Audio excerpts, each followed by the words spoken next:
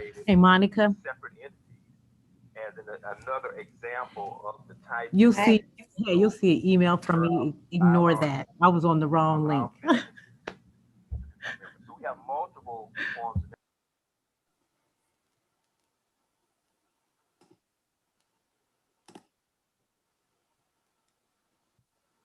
Go ahead.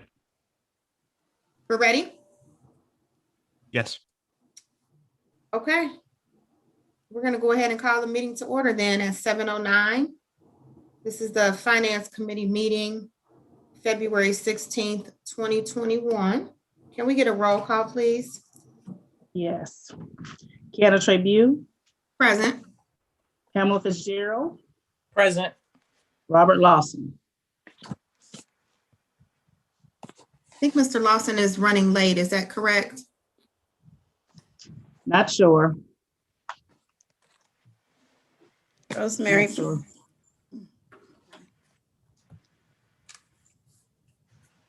All right. The first agenda item we have is the review and approval of the previous meeting minutes. So if we could all take a moment to review the minutes from the last meeting from January 19th, 2021.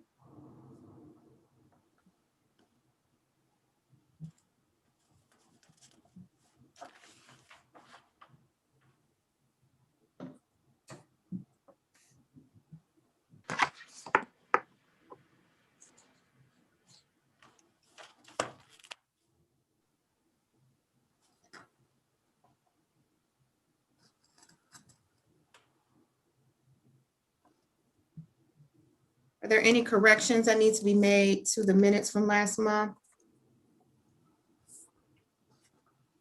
If not, can I get a motion, Pam, to approve the minutes? Yes, I make a motion to approve the minutes from the February 16, 2020 meeting. From January 19th? I'm so sorry. January 19th. That's okay. I looked right down at the agenda. January 19, 2021. All right, I'll second that motion. It's been a long one. All right. We'll move right on into the next agenda item, which is a income tax update from Charles Willis. I don't know that Charles is on, but I can go ahead and do the income tax update for you. Thank you. The Income Tax Department has provided tax reports related to the month of January for the committee's review. January was the first month the village utilized the services of RETA, the Regional Income Tax Agency, for tax collections. And as such, most of the money collected related to January receipts was deposited into the village treasury in February, which is in accordance with RETA's contract. The village collected $351,808 in taxes related to the month of January. Of that amount, $312,232.26 was deposited into the village treasury in February. The other amount was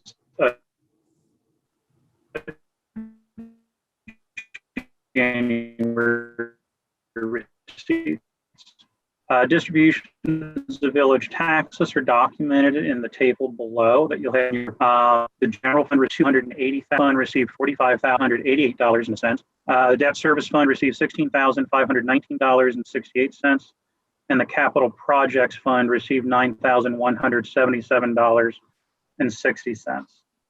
Also in your report, you'll see a table that documents the total amount of road tax receipts and expenditures annually. For January of 2021, we received, again, $45,588.01 in receipts. Total amount of receipts since inception of the road taxes are, we'll just say $1,425,755.03. Of that amount, $717,085.93 have been utilized for road repairs within the village. It was noted that the January 2021 tax collections were below collections in 2020 and 2019. The pandemic and pandemic-related events such as curfews may be to blame for this shortfall, but it is also possible that RETA is still catching up to our normal collections. We did contact our RETA representative on February 11th, and we were informed that RETA has collected over $230,000 in income tax receipts related to the month of February. Given that we were less than halfway through the month of February, that seems like positive news in terms of collections going forward. It also seems like we're on track for what we normally collect within a month. Then behind that report, you'll have a more detailed report that'll show tax collections and comparisons by months and years. If anybody has any questions after review, I'm happy to answer them.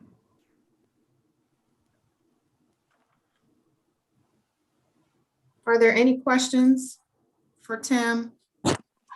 Only thing I would like to say is I do like this report. I think this is very important since we have moved to RETA. And, you know, we just want to make sure that this information is captured so we know just how they're doing each month since they're taking over our collection department. So glad this was a new addition. And I think it'll be very helpful as the months go by. And just looking at the regional tax that they're taking over from us. So thanks, Tim and Charles. I agree. And I did have one question. It was noted in last month's Finance Committee meeting that RETA was planning on coming to the office sometime in February. Tim, do you know when that's scheduled to happen? I believe they were tentatively going to try to do something, would have been this week, but I believe it got delayed because of COVID as well as some of the inclement weather. We'll have a follow-up meeting with RETA on Thursday, and we'll get another tentative date for them to come out. But yeah, I know that they're planning to do that sometime soon. And then can you also remind us what they will be doing when they come? Is that primarily to work with our village staff, so the finance department and tax department, or will they be available for the public to ask questions and things like that? The first meeting will be just for the village staff. They'll be going through, they have their own web portal to pull down reports. Also, they'll go through with Charles how to use the portal to process taxpayer returns and things like that whenever it's necessary.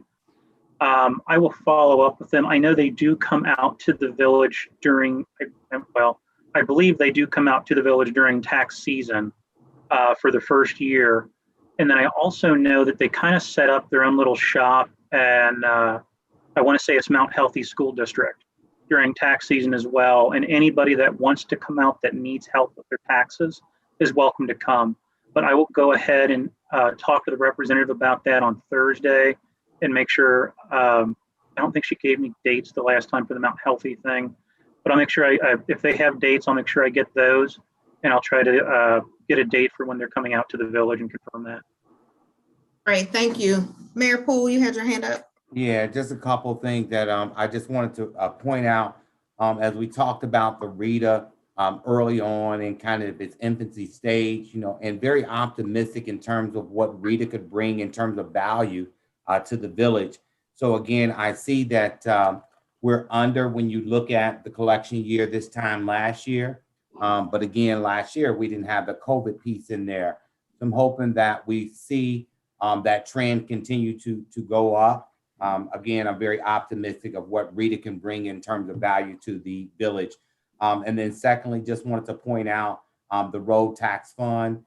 Get excited every time I see that number, because again, council, we committed to handling that money and putting it on roads, and we held to our promise, and that's a good thing. And the residents are seeing those road funds into action. So just excited about that. Just want to point that out. Thank you, Madam Chair. Thank you. Are there any more questions or comments for Tim related to the income tax report before we move on?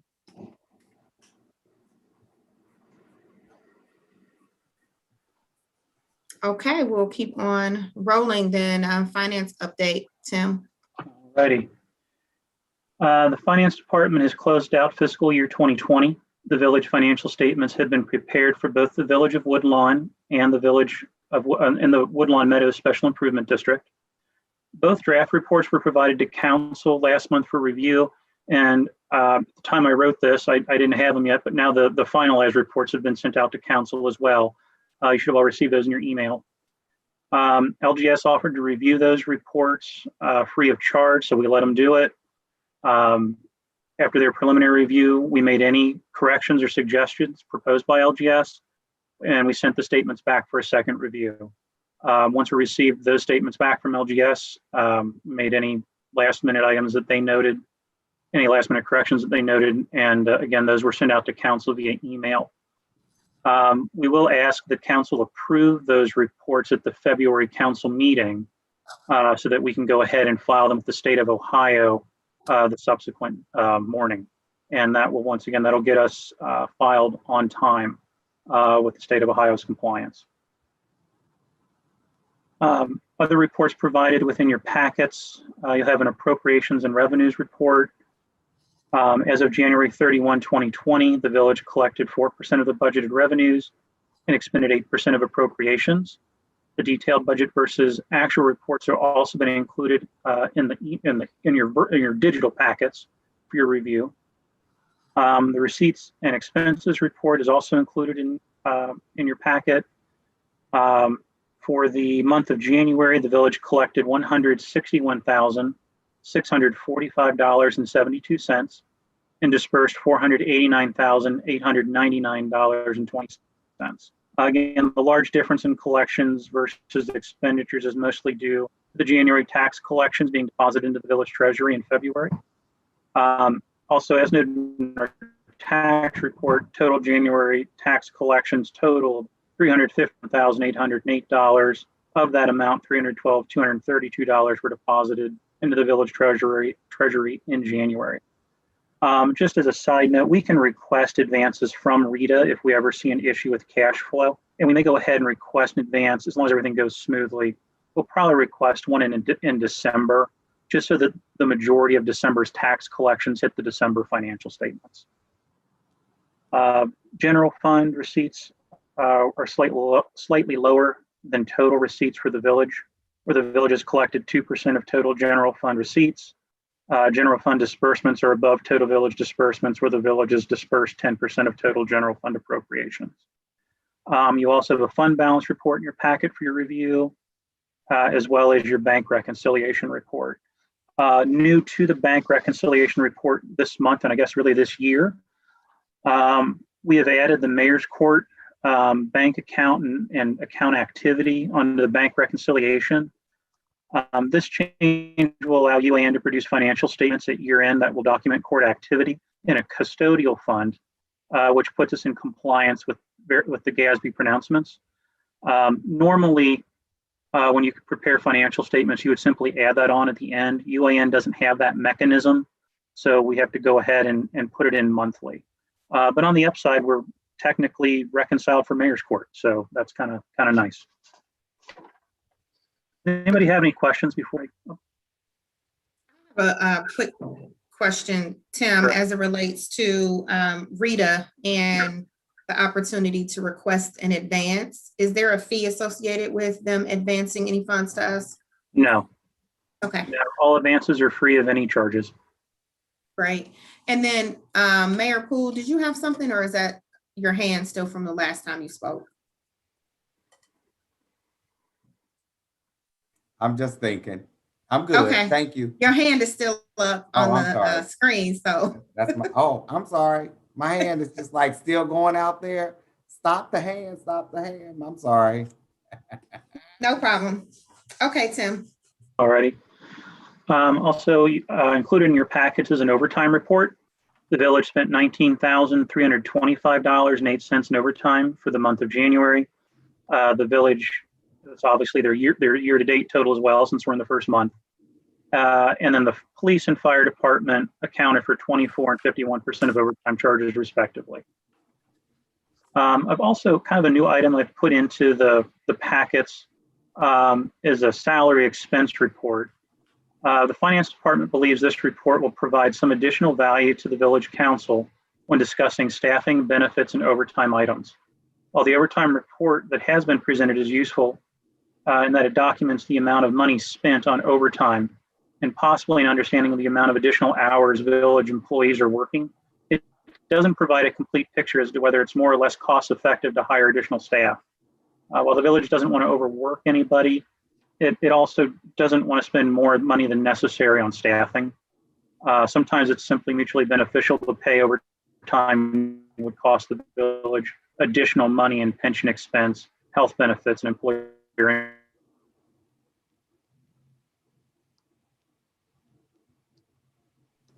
I think we lost him. He froze. Mm-hmm. Yeah. All right. Looks like he may have, oh, He's coming is he back. back? No. No? He's in there. Yeah, you got froze.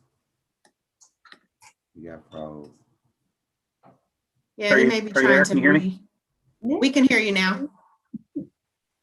Okay. There you go. Where did I cut off? I'm sorry. And Tim, sometimes if you turn your video off, that will help with the connection. Okay. I'm sorry, where did I cut off at? You were talking through the Overtime. overtime. Okay.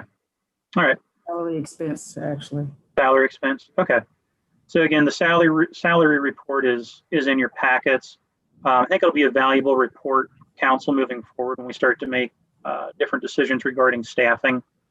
Again, sometimes it's simply more beneficial to pay people overtime than to hire more people into the positions because you're going to end up picking things up like additional pension expense, health insurance benefits, and then employer income taxes. Does anybody have any questions before I go on to negative fund balances? I have a question. Sure. Okay, as I look at overtime, is this still due to COVID or I'm just saying most of the expenses, is it still due to COVID or is it, because I know we seem to be getting new people into the police department. So are we doing overtime for a certain reason or it's just, I'm just trying to figure out, we have people that are filling some of the vacancies. Yeah. What's really driving the overtime? I think Just a trying lot to of, get a feel of that. sure. I think a good chunk of the overtime for January is still related to COVID, yes. I know some of the police were still out. I know some of fire has been out with COVID related issues as well. Okay. Madam Chair. Yes. So just to point out Pam's concern there, yes, there was two things I think that are driving that overtime in the PD especially. Pam, we still are, and both PD and fire department, still experiencing shortages with staffing because of the COVID. And then in terms of police, I know that we're still down, I believe, 2 officers. So that is driving it. But those are issues that have been addressed, and hopefully in terms of the hiring in the PD, that'll be taken care of very, very shortly. Okay, thank you. You're welcome. Question, Pam. Thank you. Ms. Boyd? Can I ask, or maybe you know, Tim, is there some type of proportionality that's used when you have officers by the number of citizens or the crime rate? Is there some kind of formula for that with the state of Ohio? Or nationally? I have no. For police officers, I'm not aware of anything. Might be a question for Chief Tillman. Oh, okay. And forth, but nothing that I'm aware of. Okay, because I was wondering when you said it's, you know, using the overtime instead, I was just wondering if there's a reason that he has a number for his officers, but I will check with him. I didn't know if that came from some kind of proportion or something. I think the number of officers was simply set by council. But again, we can check I think there was an ordinance out there that allowed him to have 16. But I don't believe there's anything officially from the state that says you must have a certain amount. That is correct. Yes. Okay, if there are no additional questions, Tim, you can continue. Alrighty. Included in your reports is a table summarizing the village's negative fund balances. Since being identified in May of 2020, the village has eliminated a total of $285,785.24 in negative fund balances. Also within your report is a table summarizing recreation income versus receipts. Obviously, rec hasn't been able to do very much right now. So currently within the general fund, expenditures exceed receipts by $13,291.02. No activity in the other funds. Again, nothing's opened yet. And did you have a question? Yes, I have a question on the negative fund balances. I know, and earlier in this packet, I was reading, and Tim had said he plans to eliminate the 500. Well, I see here it says $564,000 worth of negative balances. Is that in the actual plan to do that? This seems like a pretty large amount, and I was just wondering, what's your vision, or how do you plan on eliminating that, and have we planned for that in the 2021 plan? We effectively have. So last year, I want to say May, June, July, somewhere within the summer months, we changed our tax ordinance related to tax distributions for 2021. We eliminated tax distributions going to the pool debt fund because you would have ended up with more money in the fund than you needed to pay the debt. We took what was going to the pool debt fund and applied that amount to the general obligation bond fund, which is the fund balance on there that has the negative $327,000 number. Between the taxes looking at the taxes we received last year, we should be able to pay the majority of both of those two negative balances off with just our tax revenue collections. At year end, there will be probably about $40,000 in negative fund balances left in each one of those funds, at which point we can advance money from the general fund to both of those funds to eliminate those balances and be in compliance. The state highway fund will kind of let it ride this year, see how much it decreases with the state highway money we get from the state. I think it'll probably go down about somewhere between $17,000 and $20,000.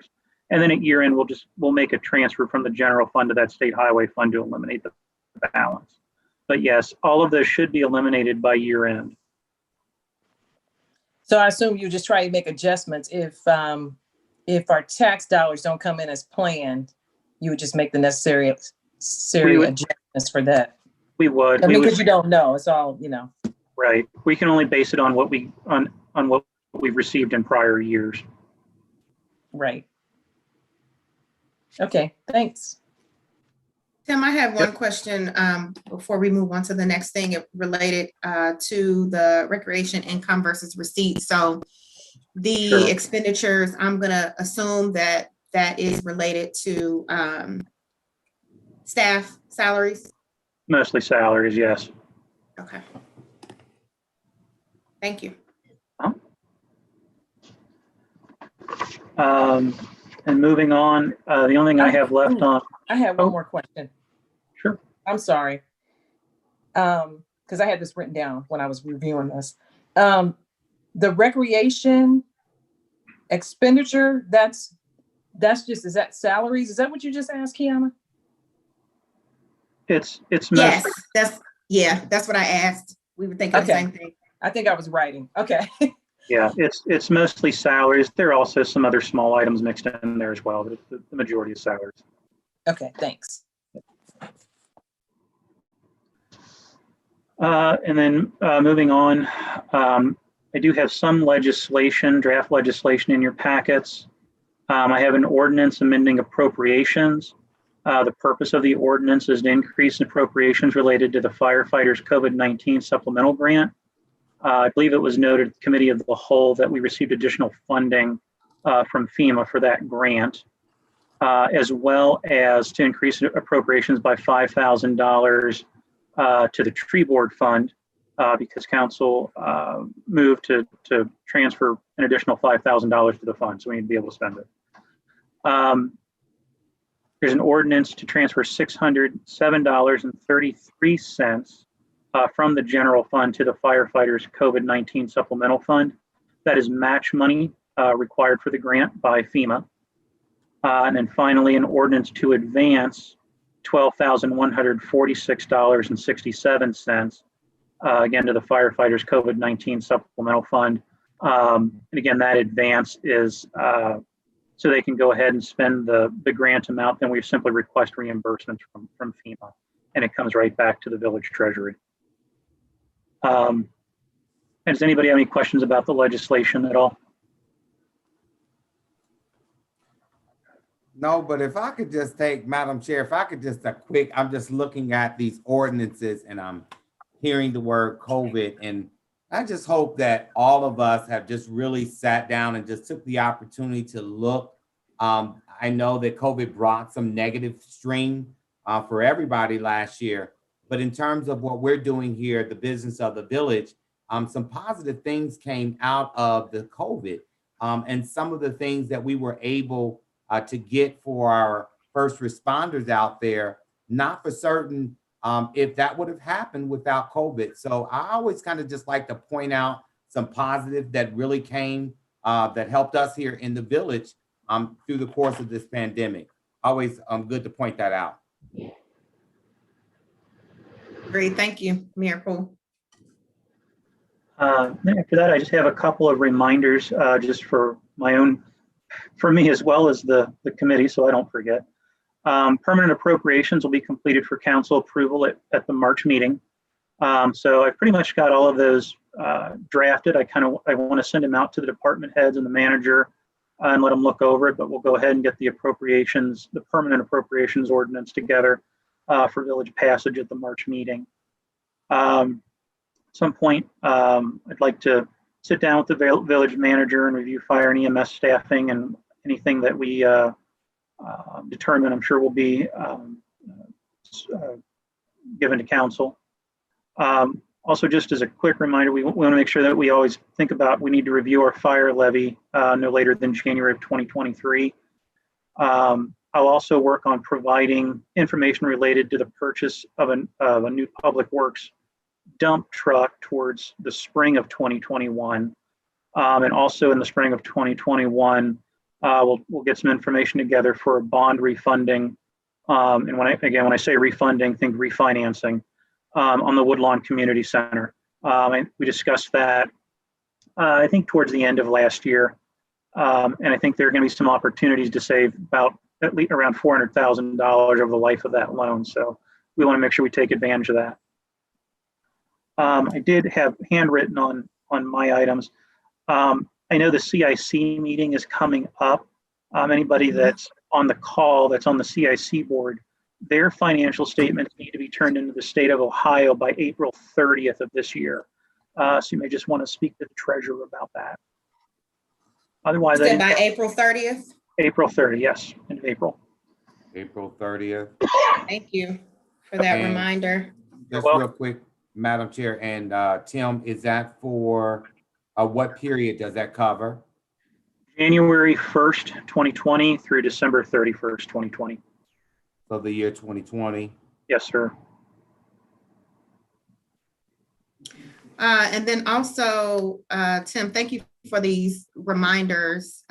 These are things that are gonna kind of creep up on us. We think about 2023 and we think it's far away, but I think it'll come really quickly.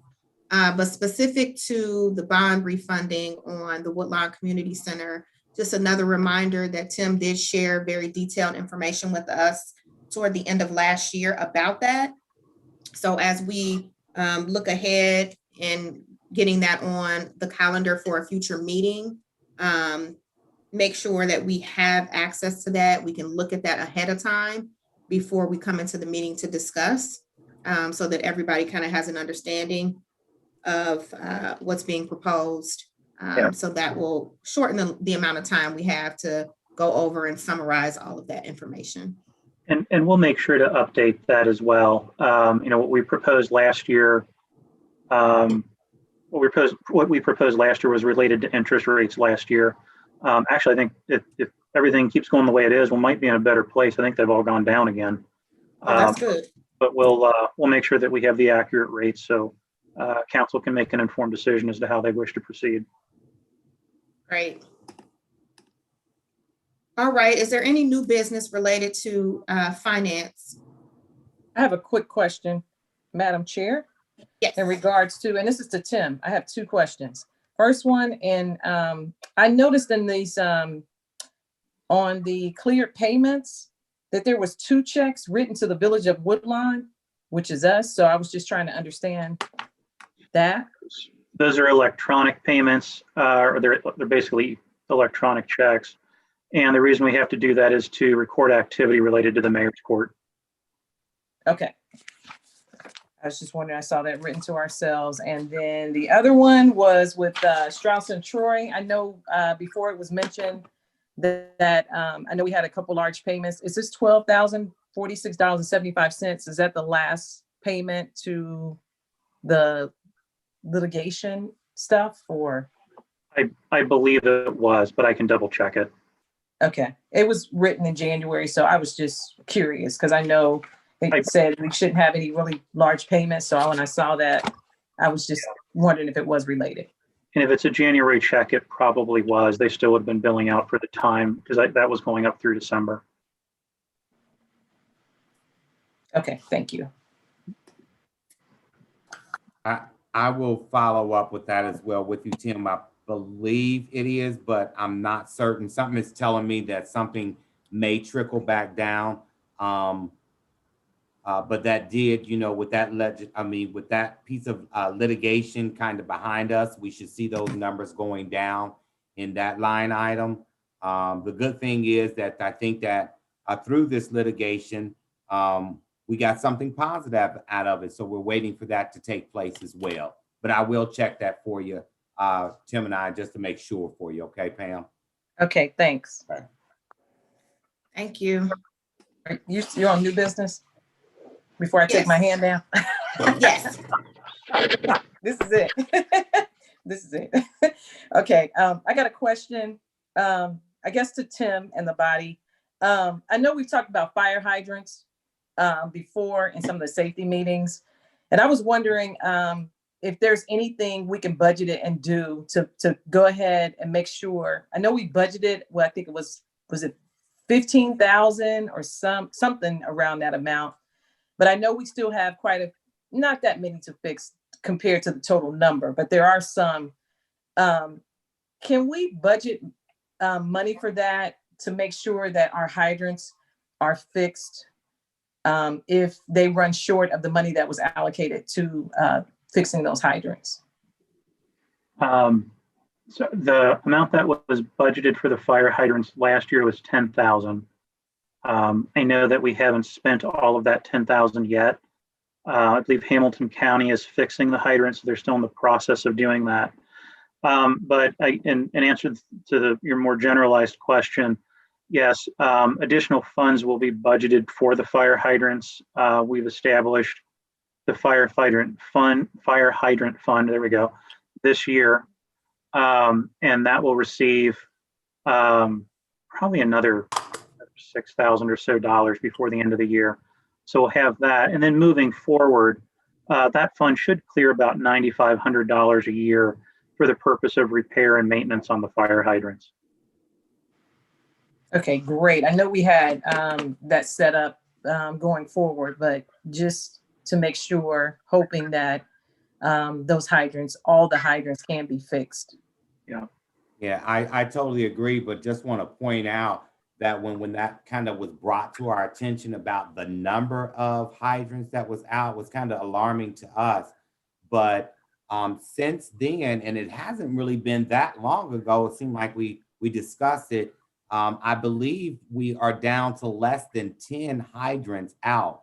And so it was a matter of them using some equipment that was already in-house in some cases. So that saved us some money.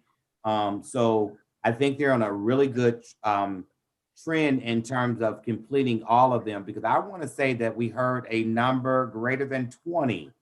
We did. at Yeah, one it point. was. Yeah. Mhm. And so to date, I want to say that we're right at that number in terms of having them repaired. So I think we're in a really good trend and save some money over the course of being able to use some equipment that was already housed here in the village. That was a good thing. It was. Great. The other thing that I also need to mention, the village manager applied for some Cdbg funding. And I believe not this year, but next year in 2022, we'll receive, I believe the number was about $9,000 in additional funding for fire hydrant repair and maintenance as part of that grant application as well. Yes, correct. Great. All right, is there any other new business?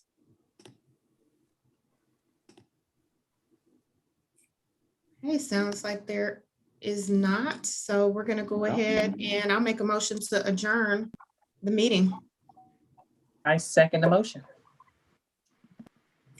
All right, well, thanks, everybody. Thank Stay you. safe and warm. Have a good evening. Bye-bye. All right. Good meeting.